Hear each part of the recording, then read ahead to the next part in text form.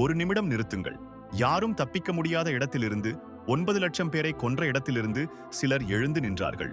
1941 போலந்தில் உள்ள ட்ரெப்லிங்கா என்ற இடம். நாஜி படைகள் அங்கே ஒவ்வொரு நாளும் ஆயிரக்கணக்கான மக்களை கொன்று கொண்டிருந்தார்கள். அந்த கைதிகளுக்கு எல்லாம் தெரியும், தங்களுக்கு எவ்வளவு நேரம் மிச்சம் இருக்கிறது என்று தெரியும். ஆனாலும் அவர்கள் திட்டம் தீட்டினார்கள்.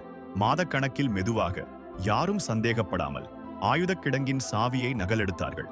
துப்பாக்கிகளை திருடினார்கள். கட்டிடங்களுக்கு தீ வைத்தார்கள். வேலியை உடைத்து வெளியே ஓடினார்கள். ஆகஸ்ட் 2, 1943 அன்று 700 பேர் தப்பினார்கள். ஆனால் அவர்களுக்கு முன்பே தெரியும், பெரும்பாலோர் பிடிபட்டு கொல்லப்படுவார்கள் என்று. வெற்றிக்கான வாய்ப்பு கிட்டத்தட்ட 0 என்று. போருக்கு பிறகு வாழ்ந்தவர்கள் வெறும் 67 பேர் மட்டுமே. ஆனால் அவர்கள் எழுந்தார்கள். அது போதும். இந்த வரலாற்றில் மிகவும் முக்கியமான ஒரு தருணம் இன்றும் பலருக்கு தெரியாது. இப்போது தெரியும்.